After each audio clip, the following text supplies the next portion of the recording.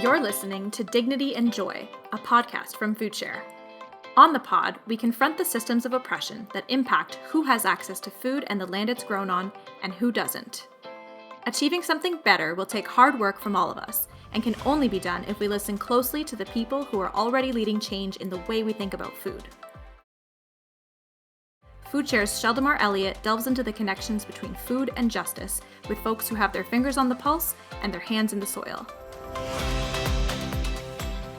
Together, they dream in color and consider what it would take to build a just and hopeful city. A city where everyone can feed themselves, their loved ones, and their community with dignity and with joy.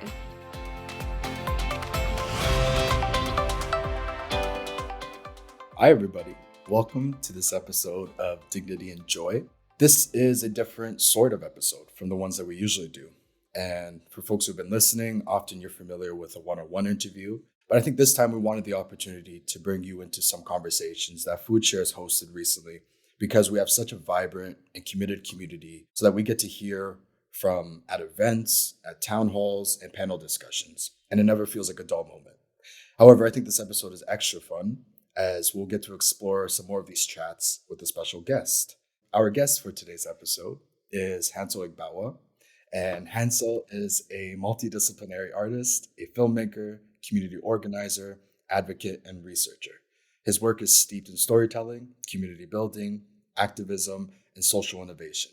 Hansel explores the realms of the liberative and transformative power of food and nature, the politics of socioeconomic change, deconstruction of colonial and racist powers, and reconnection to indigenous knowledge, rituals, traditions. Hansel is the Right to Food campaign coordinator at FoodShare, where he works to mobilize communities around our human right to food and push our rights to be respected, protected, and realized in the city of Toronto. Welcome, Hansel. Brup. Thank you. Hey, I'm Hansel Igbavboa. My pronouns are he, him, and I am excited to have this conversation today. Yes, I'm excited to have this conversation with you too. Thank you for bringing all that energy. We need it always. And I think this is a fun one, considering that folks may not know this, but Hansel and I have known each other for quite some time now. And we both met as students at Toronto Metropolitan University. And we just connected over a lot of our shared interests, but specifically around food justice and Black food sovereignty. And in about 2017, 2018, we did some research that allowed us to connect with other Black farmers, academics, scholars, just really incredible community across the city, which at least for me kind of helped me get on this journey to where I am today. So Hansel, it's fun that, who would have thought we'd be doing what we're doing at school? It's been a while, but it wasn't actually 2017, 2018. It was actually end of 2018, 2019. We did the research, but yeah, it's been a long way. That work exposed us to a lot of the work happening outside of campuses, and now we're doing this every day as work. So it's exciting. Yes, we are. This is work, right? And outside of work, Hansel and I are also involved with a few different community projects, one of them being the Brampton Youth Farming Collective, where I'm on the steering committee and Hansel does some coordination there. And we've also been working on a art project. I don't want to give too much away because it's still ongoing, but sort of highlighting and emphasizing the journeys and stories of Black youth in farming and their connection to land. Yeah, that will come out when it comes out. Yeah. But it's definitely a labor of love, right? Truly, really and truly a labor of love. And it will come out at the right time, like you said, and we are all going to be happy about it. Yes, we will. Yes, we will. Well, before we get into anything, I want to start by acknowledging that I'm here in Toronto, sacred land that is the traditional territories of the Wendat, Haudenosaunee, the Anishinaabe, and the Mississaugas of the Credit, and that this territory is covered by the Dish with One Spoon Wampum Belt Covenants. At FoodShare, we think it's important to start any conversation on this land by recognizing the many nations of Indigenous peoples who presently live on this land, those who have spent time here, and the ancestors who have hunted and gathered on this land. I also want to acknowledge the many people of African descent who are not settlers, but whose ancestors were forcibly displaced as part of the transatlantic slave trade, brought against their will, and made to work on these lands. At FoodShare, we believe that advancing Indigenous sovereignty is deeply and inextricably linked to Black liberation, and we remain committed to advancing both. So, Hansel was also the MC at FoodShare's recent annual general meeting, where we, instead of having a keynote address by one person, we decided to have a roundtable, which I hosted, which we called Manifesting the Toronto We Want.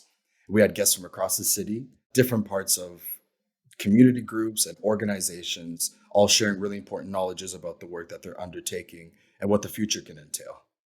Yeah, I always say this, having conversations like that, I think, one, it's part of my everyday life, but having it be on a stage like that, in a sense, like, I feel like always reinvigorates me, and that's something I want. Like, those conversations are important to keep us going, because the work we're doing is not easy. The work that's happening in the community is not easy, and we will see the type of work that, folks are doing from the conversation we're gonna have today. So it's like, people are doing a lot, and it's always important to acknowledge, to recognize, to talk about it, not just for the sake of talking about it, but really for the supportiveness of it. And we're gonna hear from the folks on the supportive partnership platform that Future has today. I'm excited.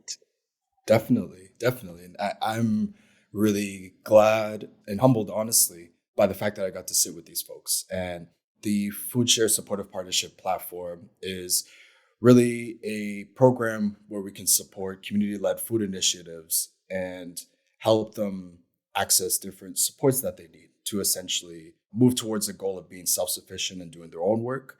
So some of the supports that we offer is providing mentorship, advice, and guidance in problem solving, building capacity through strategic planning, anti-oppressive training. A big bulk of the work is also offering financial management services and support. So kind of tracking expenses and budgets and deadlines and timelines that these folks are on, and ultimately just sharing resources. And we got to hear from really incredible folks, people from Birchmount Community Action Council, Gig Workers United, Thorncliffe Park Urban Farmers, and a few others that we'll get into in this chat. And it's nice though, because oftentimes I'm working behind the scenes, doing a lot of more admin, sort of bookkeeping work. But I thought it was really important and special for us to take a time to highlight them and have a real conversation. So I'm thinking, like, as that panel happens, there is so much to unpack. And really, manifesting the Toronto we want was a response to the need for more conversations around actions underway to address the problems in our food system. And as I just alluded to, some of the guests that we had were Laura Hammond from the Birchmount Community Action Council. And some may already recognize her from one of the conversations we had earlier in the podcast, where she shared a lot about her community work in Scarborough and Birchmount community. And Laura, if anybody knows her, is an all around champion. Not only is she a mother of seven, but she works tirelessly day in, day out as a community collaborator and is just constantly on the front lines supporting her community and the people she loves and trusts. I just wanted to make a quick side plug Mm. to talk about the fact that, like, people are gonna learn a little bit more about Laura as a person and the work she does in that project Sheldomar and I were referring to earlier, in the podcast. Hmm. I like that. A little shameless plug. Another, I don't want to take up too much time speaking about all the guests because we'll dive into it later, but we had Liz from Vivimos Juntix, Comimos Juntix, which in Spanish translates to We Live Together, We Eat Together. And they're a coordinator and one of the lead researchers on a project called Financial Resistance When Undocumented, which invited undocumented folks to speak about their experience in navigating employment in Ontario. We had Shabina from Seed, Soil, and Spirit School, who was a community herbalist and working to uplift Indigenous systems of medicine and land stewardship. Michelle, so thoughtful from Thorncliffe Park Urban Farmers, who essentially brought her community together in the Thorncliffe Park neighborhood and is now running 2 communal vegetable gardens. And we also had Jennifer from Food Stairs United, who is also so busy and does incredible work. But she's a gig worker who's delivering food by bicycle in downtown. She's also the president of Gig Workers United and a worker organizer for Food Stairs, just working to organize around labor protections and workers' rights. So a really, stacked panel that we had. And before we even decided who was going to be talking on the panel, the impetus for that conversation, about manifesting the Toronto we want, was really around some of the work that you and your team, Hansel, has been doing regarding right to food. Do you mind sharing a bit about that? Yeah, so the Right to Food campaign launched in the fall of 2021, and the core of the campaign on the side of like pushing the city has been to renew our 21-year-old, 22-year-old food charter that was passed. And when this food charter was passed years ago, it was seen as like something that would transform the landscape of food access and urban agriculture, not only in Toronto but across Canada and across North America, and like cities will emulate this idea. It was supposed to, by the name of Food Charter, recognize our human right to food and address the issues that were impeding on that right. Well, it's been how many years later? And what it was not supposed to be, which is a document framed on the wall, it turned out to be a document locked up in the bunkers of City Hall. Mm, Because when we were having conversations with counselors and some city staff, many people we met with didn't know that the city of Toronto even had a food charter in the first place. And we were having conversations and saying, like, this food charter, not only is this food charter not necessarily in use, it's also inadequate to address the problems that, like, we've always faced in Toronto and now have been exacerbated during this pandemic that we really are still going through. And that's the start of the campaign. And we did a lot of, like, public facing work to get people aware of the fact that we even have a food charter in the first place. And then, like, what next? Like, updating the food charter has kind of been the central focus of our work on the city side. But we've also done a lot of community mobilization around the idea of like our human right to food. mm, One of the things we've done, the town hall, which I'm going to talk a little bit about, but we also recently did our exhibit to engage community. I'll talk a little bit about that later too.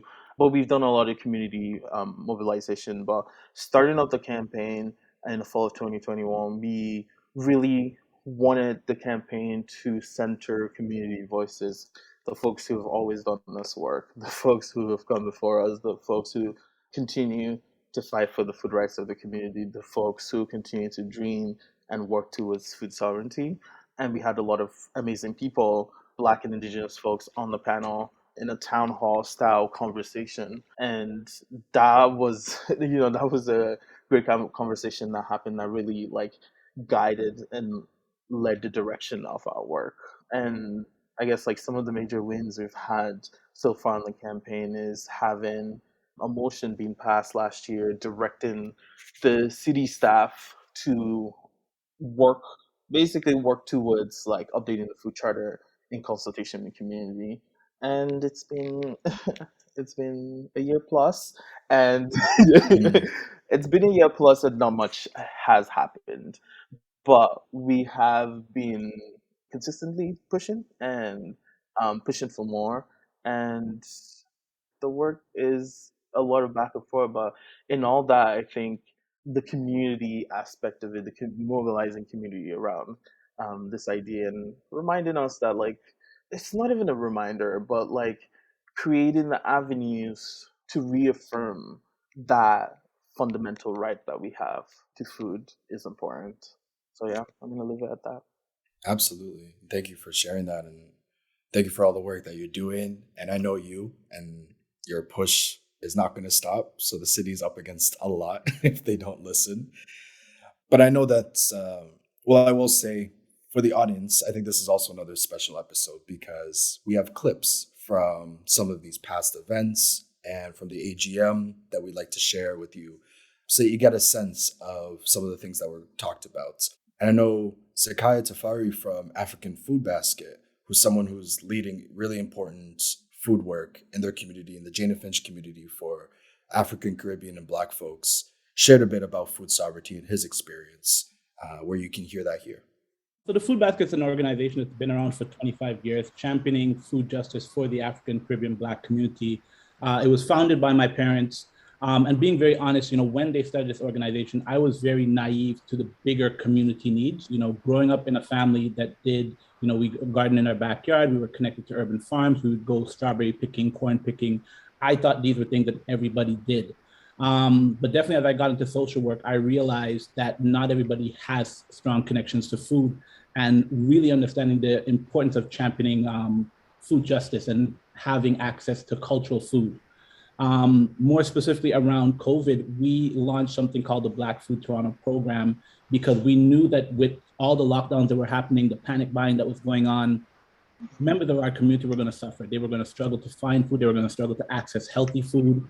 And especially as the pandemic went on, our seniors, our small families, we created a system through a website called Black Food Toronto where folks could sign up and access a fresh basket of healthy, culturally sensitive foods.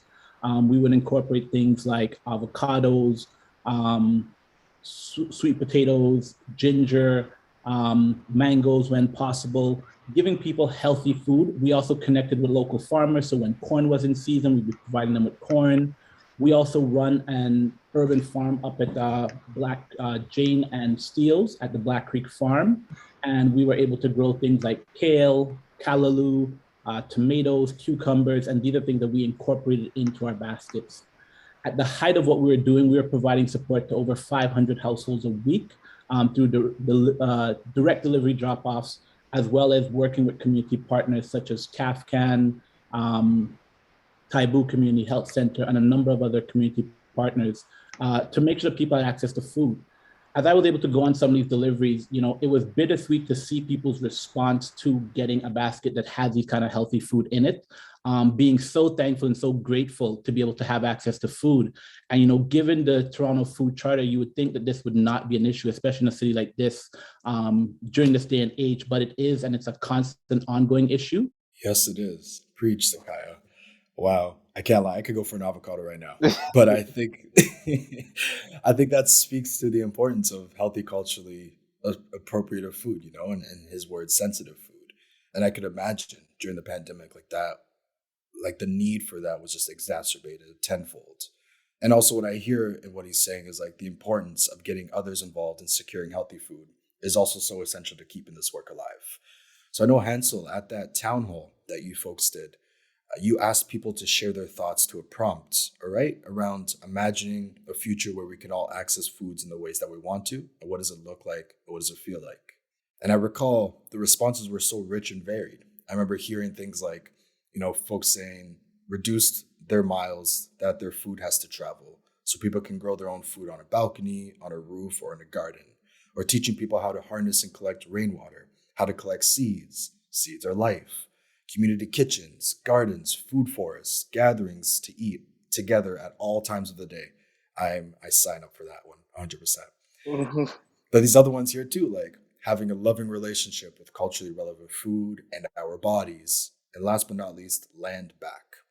And it really struck me in seeing and hearing these responses that what we're working toward when it comes to achieving food justice is ultimately food sovereignty. And that's nothing new. And yet there's something about seeking these old ways of knowing and being, of returning to the way that we've always been, growing and preparing food, that feels downright revolutionary. But what do you think about that?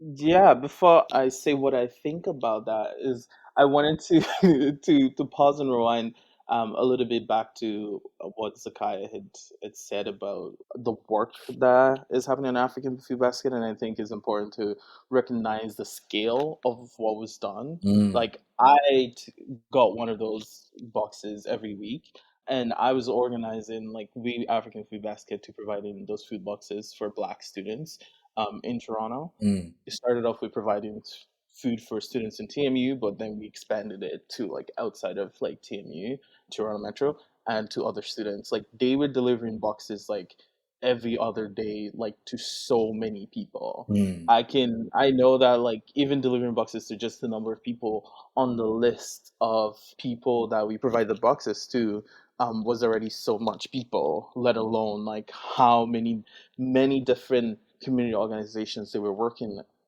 alongside with to provide food boxes for folks during the pandemic. I think like it is so important because like when all else fails, like who is there? It's like it's the folks who have been in the community, is the organizations, is the organizing that has always been present in community that shows up for people. So I think it's extremely important for us to recognize that and the scale of that and not diminish like that, because it is big, it is important, and it's very relevant Talk about it. It is and necessary. necessary. Come on. Yes. Come on. But yeah, like the idea of returning, I think part of my life ethos is the idea of returning to indigenous knowledge from around the world. Like I'm indigenous to somewhere, like I'm from Benin, like it's return to the knowledge that like my people have, and like return to the knowledge that is indigenous to this place, return to like we can't I believe like we can't really make any progress if we don't return to that, because like when you look at like a lot of indigenous teachings around the world, there's a deep connection, respect for the world around us, the trees, the plants, the bugs, like the little things and the big things, the water and the air, and everything that's around us. And like if we are not paying attention to that, if we're not respecting that, like where are we really going? Hmm. So I think it's important for us to get those opportunities for us to share the wisdom, to share the value of that idea of returning, and not just as an idea, but like the practice of returning and the ways in which we can return in our everyday life. I I agree wholeheartedly, and yeah, I think it's an extra hurdle for some of us, or a lot of us, who are displaced peoples, and like returning to land might look different, but we need to start somewhere.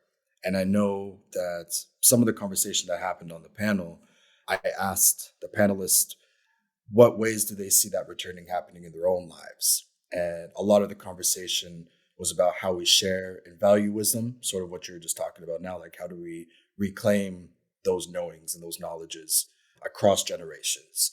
And I think Shabina had something really important to say to that. The wisdom we hold is embedded into that, and in a lot of ways seen as like auntie knowledge, or like like grandma knowledge. And I think sometimes undervalued in that sense. And I think there is this like returning and realizing that as Western systems catch up to indigenous knowledge, that there's so much value in it and there's so much depth to it. So for me, that is the returning, the affirmation of our knowledge and knowledge systems. And it's so beautiful to see. We host a lot of different students from backgrounds, like primarily from Black, Indigenous, and racialized communities. And just the process of affirmation is an absolutely beautiful full circle experience for so many of our students. So that's definitely how I see that. Yeah, for folks who may not know, Shabina is a community herbalist and co-director of Seed Soil Spirit, a grassroots organization run and operated primarily for Black, Indigenous, and racialized communities, offering cross-cultural, self-determined, and decolonial approaches to land-based education. And I think what she says there is so poignant, and it actually quite nicely links with what Laura has to say around the value of intergenerational knowledge sharing. Having our elders working hand in hand with our youth, and just providing them with that context and knowledge, because if you didn't grow up in a back home, then there's a lot of disconnect to what our food systems were, right? You may hear about it, but what does it mean in practice? And just to hear some of the things that our young people are sharing about their gratefulness of the learnings that are being shared with them, it's really great. But most importantly, I would say, when it comes to this whole piece of like land stewardship and not actually having access to land that you can pass down as a legacy, I feel like that's a huge hindrance, right? That's one thing to get things going, but when you're looking at sustainability, you're always still asking for permission without having that regard. So we're really looking for a way for us to work collaboratively to ensure that we can hone in on what that means for legacy building, for sustainability. Because for me, I come from a household where I still hear the stories of the ackee tree in the front yard and all of the loveliness of having food right at your fingertips. Although in the back of their mind, they also thought that they were living somewhat of an impoverished life, and that, you know, the golden light would be migrating to Canada. And now coming into the knowledge and the time that, you know, health is wealth. It's I think it's really important for us to secure spaces where not just community can own, but culturally specific, relevant collaborations to ensure that, you know, our types of foods are grown to nourish our bodies. Man, I want an ackee tree. Yeah. I really, ugh, this really warms my heart, and it reminds me of the fact that a mutual friend that we have, MK, and they're interviewed for the documentary that we were working on, Future Farmers. I'm just gonna say that. Having conversation, I remember the first summer growing food and how they talked about connecting with a lot of like elderly black folks on the internet, on Facebook's groups, Mm-hmm. and just how loving the space was, and how, you know, they were so willing to share with them, and like people were just sharing their food, and it was like an intergenerational space, and like people who had like knowledge from growing were teaching other people, and like it was just such a beautiful thing. And it even reminds me of me also starting to grow on my balcony, and like I'm having all these conversations with my mom, and then learning that my mom like knows so much about like growing food and farming and whatnot. And I just think it's so beautiful. Like it makes me like I'm cheesing right now. Like I'm smiling. It makes me so happy, and it warms my heart to see that, because we don't get enough of that intergenerational spaces in the work we do. But yeah, I love it. I couldn't agree more. I couldn't agree more. Again, Laura is holding her seventh baby and is just preaching facts and knowledge, and I can't get enough of that. But I think to what you're saying there too, Hansel, like for me to relate, I also got into growing food a few years ago, and funny enough, I spent a lot of time with my grandmother when I was a child in her garden. And it's funny how it's sort of jumped a generation. Like my mom was never really interested in growing, but is like a wicked cook, like top notch. But once I started to get into growing, now she's learning from me. And it's almost like a full circle effect of like, you know, this intergenerational knowledge sharing. And it could go both ways, Exactly. right? That's a really exciting thing too. It's not always like top down or top up, whatever you want to call it, but it really comes from a place of love and community and spirit and all of these things that we love to talk about. So yeah, I love that. And just even talking about intergenerational opportunities, it brings us right back to what Zakai was saying earlier around inheriting leadership of African food basket from his parents. Or me hearing from Jesse, one of the community market coordinators FoodShare works with, who spoke recently at the International Public Markets Conference on the ways she's seeing youth showing up for elders at the weekly produce market she organizes in Scarborough. If we could reach out to those centers or to those institutions that are around us, be it churches, schools, community centers, and get those able bodies in our buildings. Once you engage with them, then they fall in love with you and they look forward to seeing you. So it's just that initial hurdle of them facing the reality, I can't do it anymore. So I started, I did my joke thing about fruits, but I also started in my building saying, oh, look for Bill. He's the old guy with the ball cap. And then everybody's like, Bill, the ball cap, the old guy. Well, we're all old guys. But this is an acceptance, a beginning of an acceptance that we have our limitations. And if we can get them to accept that in a nice way, then now I know that my people are really open to getting people helping them. Where the first few markets, no, I can carry it. And you'd see them struggle still up an elevator, right? Because now it was even less of a distance, so they wanted to prove themselves. Seniors always have to prove themselves to everybody, right? To their families, because the young people are so much more competent than we are. So we're trying to show them that we are competent too. But if you approach it in a different manner, I think that we could find solutions, but I think it's local. It's very local. It needs to come from the students and the people around us, because that is our community, those people. It's beautiful to see, young people at a market like this who are not really interested in food or groceries and whatnot still come up and support elders who are shopping from the market and just bringing up their groceries or picking out their selection. Um, it's real wholesome and speaks to what we're talking about. For sure. I think there's always magic when the younger folks and the older folks meet. There's always magic because there's an exchange that happens. And to what you said earlier, like the exchange doesn't go one way, it doesn't go from like the older to the younger, but it goes both ways. And the bonds and the relationships that are formed from that are so important. Honestly, hearing stories like this can be so heartening, but I feel like it also makes you realize that it feels special because it feels rare. It's almost like we've lost a lot of this interconnectedness or a sense of like we all depend on each other. And we really don't have to look far to see who's doing the hardest work, paid but also unpaid, of growing food, feeding communities, and addressing food insecurity. And whether that's happening in community or, elsewhere, I think Liz brought up a really important point in terms of what that work really looks like.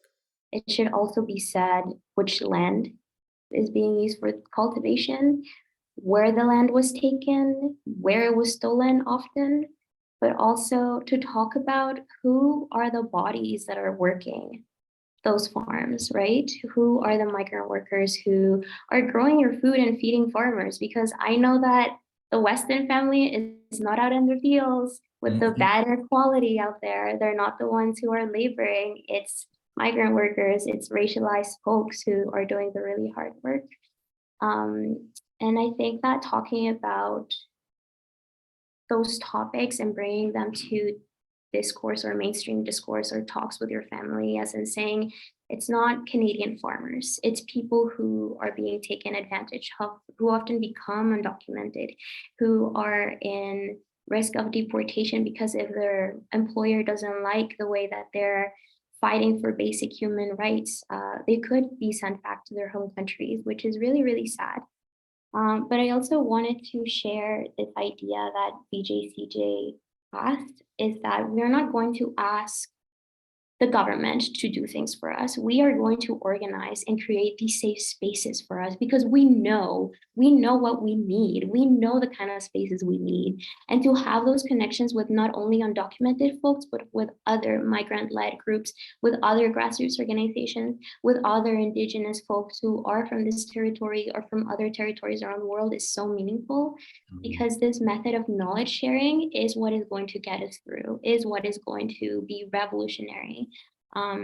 Building relationships with the land and with the folks who you're living with is revolutionary in itself because it brings you out of isolation and it tells you that you belong, and migratory status should not be based on a document, but in the relationships that you have with the people who you live with. So I think that's my thoughts on that. Yeah, thank you for those thoughts, Liz. The Weston family is not out there. And for folks who are not familiar with the Weston family, Galen Weston Jr. is the president of Loblaws. And we all know how much money Loblaws made during the pandemic as we were all struggling with inflation and rising costs of food. So yeah, get him out there. These buckets are getting inflated. While we were struggling with inflation. It's true though. They're not Yeah. out in the fields. We both- It's like they're not out in the fields. And I think to put context to what Liz is saying a little bit more around migrant workers, it's like, it's not called the Seasonal Agricultural Workers Program. And it was actually started in 1966. And it was between the government of Canada and Jamaica bringing Black folks to work on the fields in terrible working conditions, asterisk terrible working conditions, and equally terrible pay. And the culture of that has just continued till today. The name has changed, like, I don't know, maybe twice since 1966. And they're still doing the same thing, and they've just expanded it to other parts of the Caribbean, Mexico, and, like, I think parts of East Asia, specifically the Philippines, I know. Yeah, and it is really, like, a lot of people have referred to it, and people who are migrant workers themselves, as modern slavery, because, like, folks are working on the field, they're using sprayers, pesticides, and whatnot without protective gear. They're being exposed to so much harm, they're getting sick, people are dying, and there's no care there at all. So I think it's so important to pull that into the conversation when we talk about food, because like Liz said, who's speaking of food? Like, who Canadian farmers, like, are the Canadian farmers on the farm picking the food? Like, who really is doing the growing? I think is important, and that collectivism of having like a collective knowledge around the conditions that surround our food system is so important. Absolutely. And I think it just continues to shine a light on how exploitative this entire food system really is from every point of view. And thank you for adding that context, Hansel. I will throw out a resource for folks who are listening and you may want to learn more. There's a really important documentary called Migrant Dreams. It was directed by Min Suk Lee. It speaks all about a lot of these folks who are coming over from Jamaica, Mexico, and the Philippines, and sort of following them in their journey and their experience here, specifically in Leamington, Ontario, because that is still ongoing and the government needs to do more about it. But there are really great groups and supports trying to assist these folks as they try to make their way. Really and truly, Hansel, like this, it really makes me think about how we're getting farther and farther away from our food and, quite frankly, our humanity. We've traded so much in exchange for convenience, capitalism, and it feels to me like the main thing that we're really losing is connection. And I feel like in any conversation about the ways things need to change, need to center the folks who have been most marginalized. But I continue to go between optimism and pessimism about our ability to revalue the knowledge and the labor of our food workers from all systems, whether they are migrant farmers to delivery folks to cooks. All of these folks are having different experiences at different parts of the food system. And in many ways, I feel like we've collectively lost a lot of our humanity. And, it's funny. There was a video that I watched on YouTube, which sort of acted like the catalyst for the theme of the AGM. And I'll paraphrase the clip a little bit just so we have to spend too much time on it. But there's this random tech bro. Generic random tech bro. Very generic random tech bro. He was talking about his entrepreneurship and his coffee company and all these things. And in his talk about branding and marketing, he said something along the lines of humans are loyal to convenience. And it's strange to me, honestly, because I watched the whole video, and regardless of whatever else I watched, that point like stuck with me for so long. And it's like my brain was stuck on him saying humans are loyal to convenience just because of the conviction in his voice, as if it's something that he knew to be true. And it kind of sparked something unsettling in my mind, despite, again, what the conversation was actually about. And that's sort of what came about for the theme this year, manifesting the Toronto we want around convenience. So, we see this today. Like, you can get your fridge fully stocked without seeing a face. Like, that kind of freaks me out. I know you can get food delivered to your door, but there's services that they will come in, fill up your fridge, all of that kind of stuff. And you didn't see them? You don't see them. They'll just come right into your door. So how are ghost deliverers? You must have some real trust if you're keeping your door unlocked for just anybody to come in. And honestly, I don't know. I would never do this because I know what my fridge looks like and I need it to be organized. But some people are comfortable with this. And I think, again, it speaks to this idea that we don't need to be interacting with people these days to get the needs that we want, or the food, or whatever it is, which is really scary. And, as we're prioritizing convenience and ignoring long-held knowledge of connection and spirit and land and all these things, where does this take us? And what are we really moving away from? And I feel like Jennifer on the panel spoke to this idea of collective power really well. Trying to make enough money on an app, is very isolating. And a big part of the narrative that apps have sold, both to customers, to workers, to members of government, is that nobody really needs to be connected with anybody. We don't really need each other. If you order food, don't think about the people who made the food. don't think about the people who brought you the food. You just order it on an app. And, here in Toronto, our people are organizing to unionize and pushing back against one of the biggest international corporations in the world, trying to lobby the government for aggressive labor reform. But we're also envisioning a future that looks different than the way things look now and the way they looked in the past. A future where we, the people who do the work, own the means of our labor through a worker cooperative business, where we have the ability to, this industry, I think, is meaningful and provides value to many people in our community. It is also techno-feudalism, and we have the ability to challenge, to undermine and insert ourselves as the workers in that industry and begin to change the terms of how it functions. And all of that exists because we come together with each other. We build community, we organize, we talk with each other, and we challenge long-held beliefs and trade them for understandings and embracing ideas like collective power and supermajority support from the people who do the work or the people who experience the thing which must change. And so I see us coming to each other, which I think is really necessary. Yeah, she said that so well. Yeah. This techno-feudalism, this is something I gotta learn more about. Yeah. I feel like I think this is important to say very often, because many people find it difficult to think outside of the construct of like white supremacy and capitalism, the society that's been created from those foundations, which is what we're living in globally, honestly speaking, to different degrees in different parts of the world. But many people find it difficult to think outside of that. And we need to start having more conversations of like, how can we assert ourselves? How can we assert indigenous knowledge of being and knowing of what's around us and creation and all of that? Like, how can we reassert ourselves? How can we reassert this knowledge that centers us and not profit and not money? She made a mention to a cooperative business model where the workers are the owners and the work is done for the benefit of the collective and not profits for a few.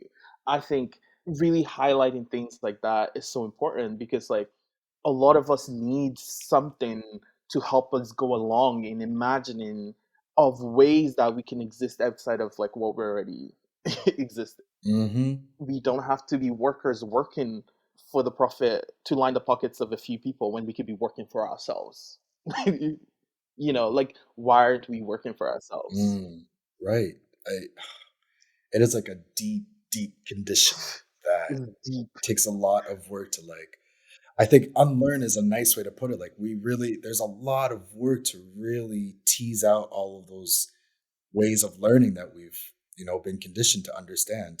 Unlearn is an understatement, honestly. It is. It really is, because like, yeah, you can try to remove yourself from like the value of materialism and wealth, etc. But how do you reconnect, as you were saying, to like, ourselves, our inner world, our spirit? I keep saying spirit, but like land and community, like that's where the real work happens, and they don't make it easy.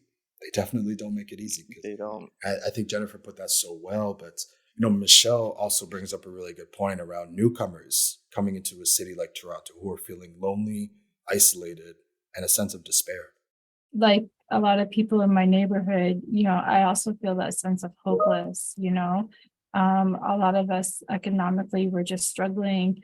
And again, like our society has created this system for individualism. And you quite often hear, especially newcomers are very lonely, there's a lot of isolation. And when there's such despair between our society, it's really hard to find ways to change and to feel connected to each other, right? And then when we have a government that feels that is not connected to us, you feel like, where are you going to go? So on a larger scale, like the reality is like it is super challenging to create large scale change, from the bottom up. And then on the other flip side, like we have a generation of farmers. We have more farmers that are over the age of 65 that are retiring compared to farmers under the age of 45. So it's, in a way, it's a dying industry.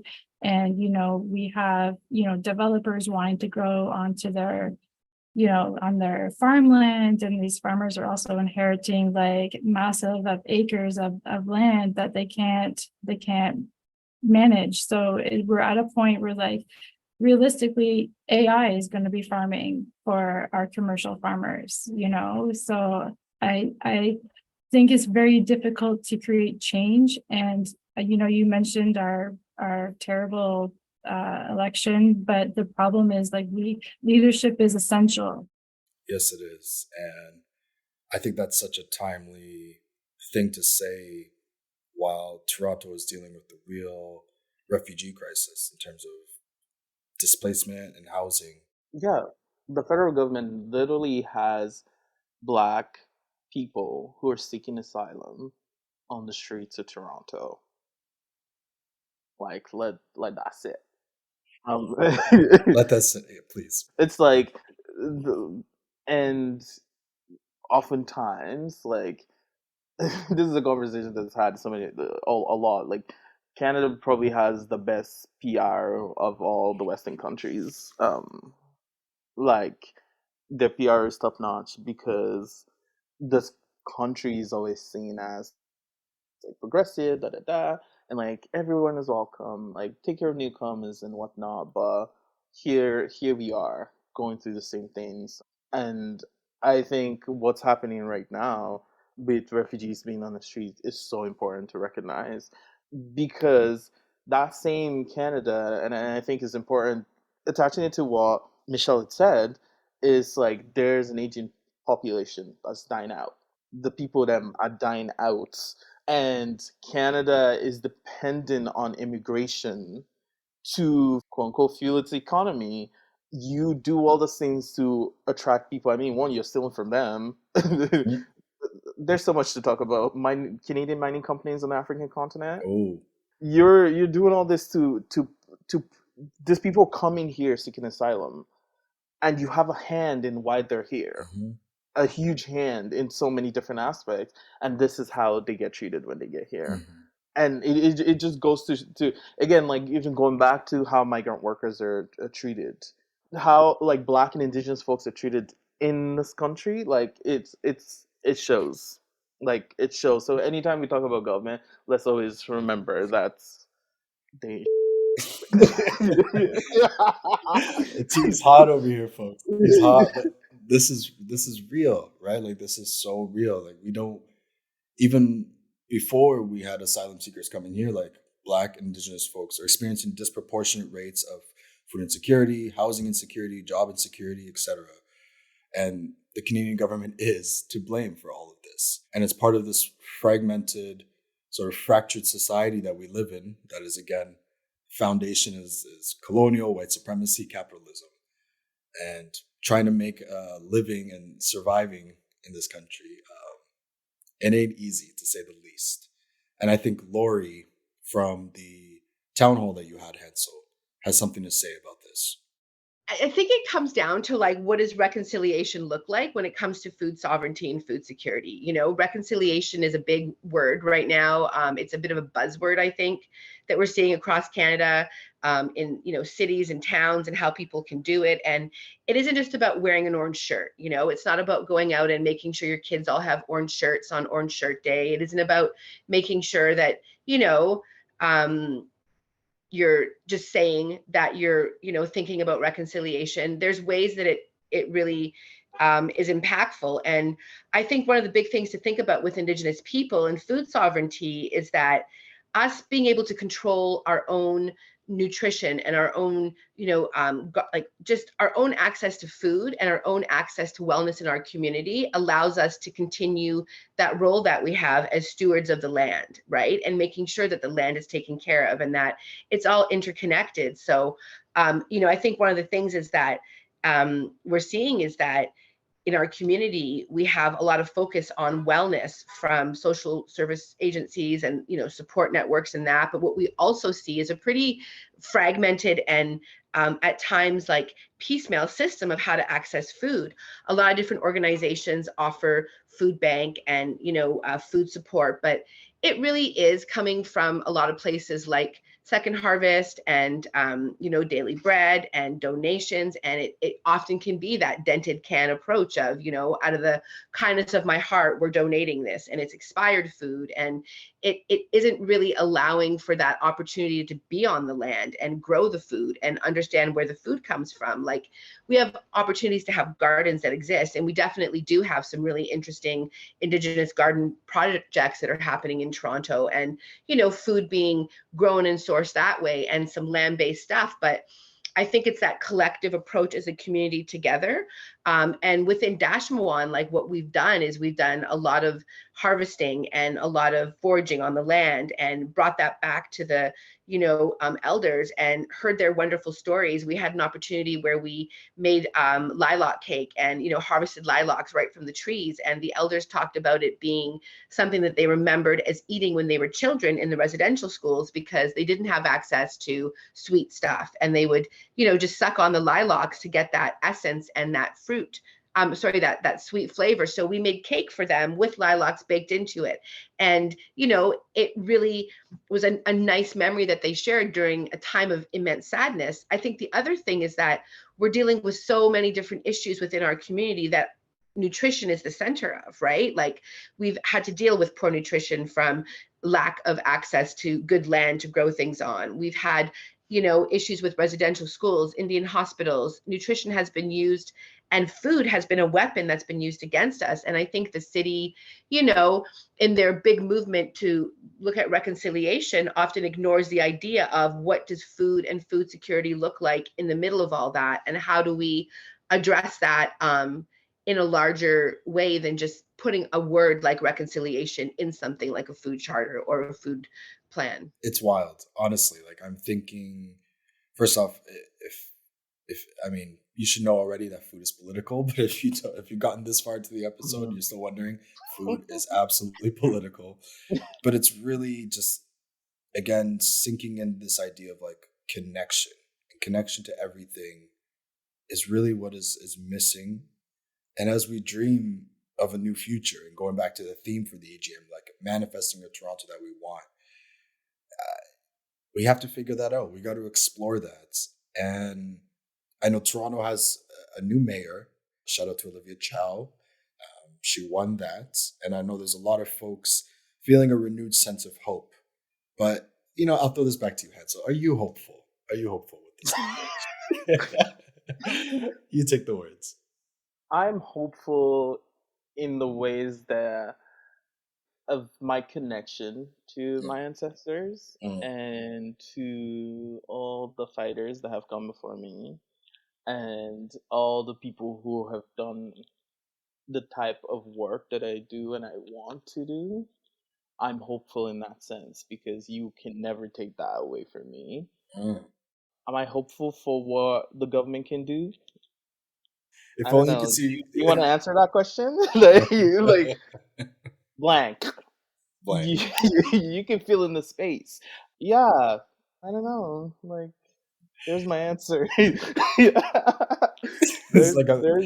like a Mad Libs game. I got a few words. I'm trying to fill in the blank. Well, I guess thinking about your right to food work, and do you feel like any of that will change with a new mayor, or are you hopeful for more openness in that sense? in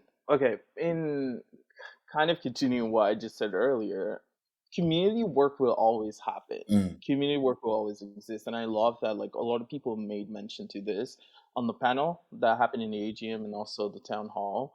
And while Laurie's talking about the work that you do, community will always fend for itself and build. And it's even connected to the idea of like when we start talking about dreaming, like we're not dreaming of like a distant future. We're dreaming of things already happening. Like these things are not out of reach. Like these things are very much connected to ancestral knowledge. These things are connected to the possibilities that are already happening within community. Like these are not far fetched. Like they're right beside us. They're around us. They're like screaming at us. They're calling on to us. So it's like I'm forever hopeful for that. I'm forever hopeful that like we will continue to move. We'll continue to resist. We'll continue to move. We'll continue to create. And that's where my hope lies. That's where my heart lies. And that's where my work lies. And the rest of the people can like we're still gonna push, like and in relation to my work here at FoodShare as the Right to Food campaign coordinator, it's like we will still continue to it's my job. So I have to do it, I guess. Um we will continue to push the city because if we're being forced to live within this like constructed government that was constructed again on those foundations of white supremacy, capitalism, anti-blackness, anti-indigeneity, Mhm. if we're being coerced, which we are, to live under these conditions, then you bet we're going to continue to cause ruckus. Like we're not going to stop talking about it. We're not going to stop asking you to do better. We're not going to stop disrupting. We're not going to stop not conforming. We're not going to conform to what you believe is right or Mhm. how things should be.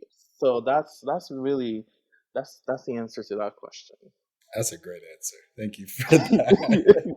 For the movers and the shakers. Really, though, I appreciate that because I can understand where folks are coming from with seeing a new mayor and hoping for more progressive approaches to policy and legislation. But ultimately, the system's the same. And I think keeping the center on community, as you just said, is really the focus here. And by supporting community who knows what needs to be done for them, that's how the real work happens. And I know, Hansel, in a lot of the work that you're doing with Right to Food and the advocacy team, there's a role of creativity in arts. And there's this new term that I've heard you say recently of like artivism. Can you maybe share a little bit about that, like how that's showing up in your advocacy? So artivism is not a new term, but For me, it is. it's not it's not popular. Yeah, it's just referring to the role of art in activism work and how art has been used in many liberation movements and fights. And it's especially as a black person and in a lot of black movements, art has been an integral part of how we organize, how we move, how we push, how we move. Like art is just like fundamentally part of that. And I think art is also such an accessible way for folks who are usually not part of conversations that we have around like food access, food sovereignty. Like usually it's only like people who are in like, the immediate organizing space or in like political spaces or academic spaces that are usually engaged in this conversation. And we oftentimes use all the lingo and the jargon and whatnot. But art is just art. It is what it is, and like people can engage with it. People can be a part of that conversation without being an artist, without having to know all the lingo and the jargons that come with certain spaces. So yeah, like that's That's it. That's the stuff. No, I love that. And to me, yeah, art in my mind has always been a way to like imagine alternative futures and like just dream, essentially, like dream mhm. of what is possible, what we don't see. And I know you folks did an exhibit called Realized Reimagined. Yes. So last year, my coworker and I organized the Realize Reimagined, and of course, other team members in the comms team and everybody that worked towards that. And we commissioned three artists in the city of Toronto to create original works around the prompt of like, if we achieved a city where our rights are being respected and whatnot, what would it look like for you as an individual, for your family, for your friends, loved ones, your community? And those artists created each one original work around that, and we exhibited that at Flemel Farm alongside photos that have been taken by a photographer of different, like, some of the growing programs that FoodShare is involved in around the city. And it was really a beautiful thing because we had a couple of people registered to the event, right? But like most of the people who attended that event were just walking by. It was a lot of people in the community who saw the work on the fence and were like, oh my God, what's that? Some of them were coming to give their organic compost for the organic compost program that happens there. And they're like, oh, this is beautiful. People are just walking by, people driving by, and they come in. And that's the majority of people who are present at that event. So like art is such a beautiful way. And also we had like a canvas on the floor, actually multiple, and the kids present too where like they were really going all out. They were painting and drawing, and it's such a beautiful way to engage everybody, elders, younger folks, youth, adults, everybody in that conversation of like, what are we collectively dreaming about?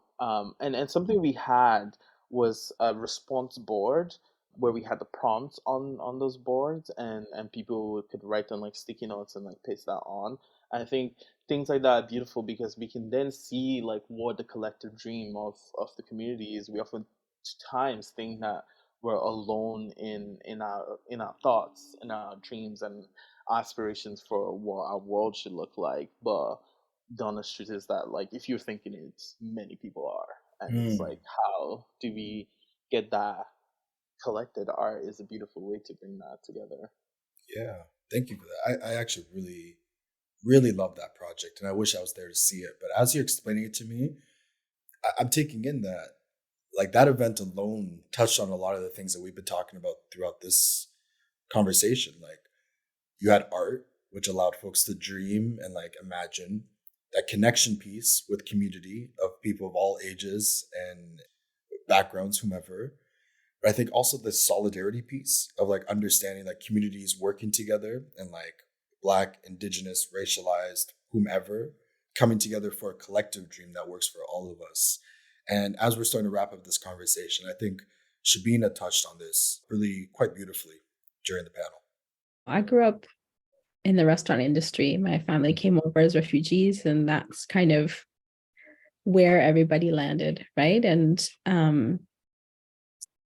there's always this dynamic of all the racialized folks who are actually making the food in the back and hiring white waitresses for the front because nobody wants to interact with us, right?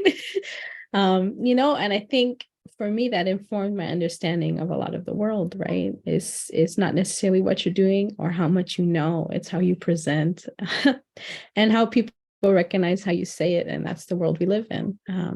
That's determined by so many things, white supremacy, even academia at this point, right?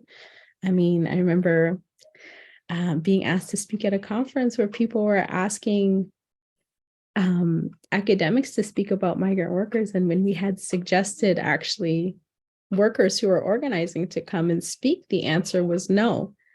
And that's just the reality, right? And to me, I think in our work at the school, what I've learned is that for a lot of us, this is times of prophecy, right?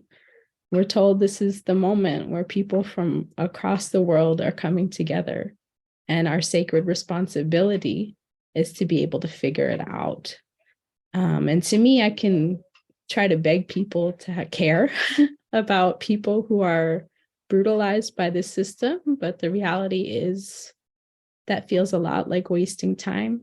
To me, the responsibility that I have, and I think a lot of people in our courses can relate, is about building a common understanding and respect with one another. There's so much push in terms of being accepted a lot of the time, which I understand, but at the same time, the reality is there's a lot of disdain between our communities for a lot of real reasons. So figuring out how to work with each other and to see where we overlap and, how to build that solidarity is really the important thing for me. And I think, to me, it's a lot about humbling and listening and being uncomfortable, but that's how we build a foundation. And to me, that's, we're building a course right now on ethical foraging practices. And so much of these conversations are within that, around stewardship. Who has the right to steward? Of course, we all do, but where's the hub, the conversation to make that happen amongst different community leaders that have historically been pitted against one another to survive, right? And to me, that's how we build, right? Like, we have so much in common, and that's, we need to build from that. That was so beautifully put. Yeah, we got to work together. There's no one leader, one hero, one person that's going to save us all from these systems that are deeply entrenched in our society. But we can dream. We can collectively dream. But we don't want to see your dream or hear your dream if it's not centering Black and Indigenous peoples first. Yeah. And I think that's a really important takeaway, right? Snap. Yeah. Like you said, we can dream all we want, but if anti-Blackness and anti-Indigeneity, and outside of the context of Canada, there are many Indigenous Black folks, so it's also recognizing that, and even within Canada too. And those are not mutually exclusive, but for the sake of like lingo, anti-Blackness and anti-Indigeneity, like as long as they continue to exist in our midst, all the dreaming will just end up falling flat. We need good dreams, yo. Yes, we need collective dreams. Well, thank you, Hansel, so much for being here today. Thank you for having me. This is a fun conversation. It was, right? We gotta do this more often. Yeah. Throw some shade. A little bit of tea, a little bit of politics, a little bit of food. No, I love it. This is what it's all about. So yeah, thank you for taking the time. So that's it for this episode. Dignity and Joy is a podcast from FoodShare Toronto. We're a food justice organization advocating for the right to food and working to challenge the systemic barriers that keep people from accessing the food they need to thrive. You can learn more about our work at foodshare.net. If you have feedback on the pod, we'd love to hear from you. You can send us an email at info@foodshare.net or on our social media. We're at FoodShareTO on Twitter, Facebook, LinkedIn, and on Instagram. Hansel, if folks want to learn more about you or see what's up, where can they find you? Well, you can find me in person and, randomly. Yeah, I'm just kidding.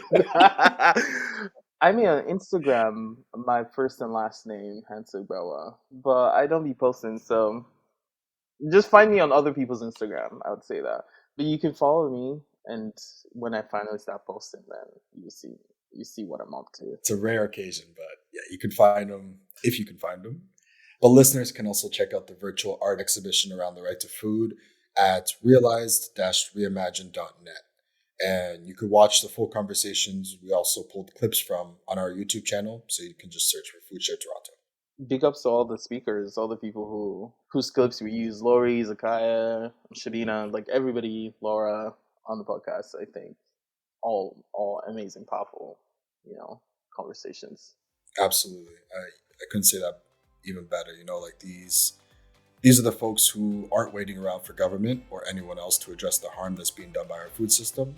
They're leading the work right now. So tap into what they're doing. You can find most of their links on FoodShare's website. If you check out the Supportive Partnerships Platform tab, we have a lot more information about these folks and their groups. Dignity and Joy is produced in collaboration with Lead Podcasting, with sound engineering and editing by Michael Allen. The production team at FoodShare is Renee D'Souza and Andrea Thompson. Thank you so much for listening.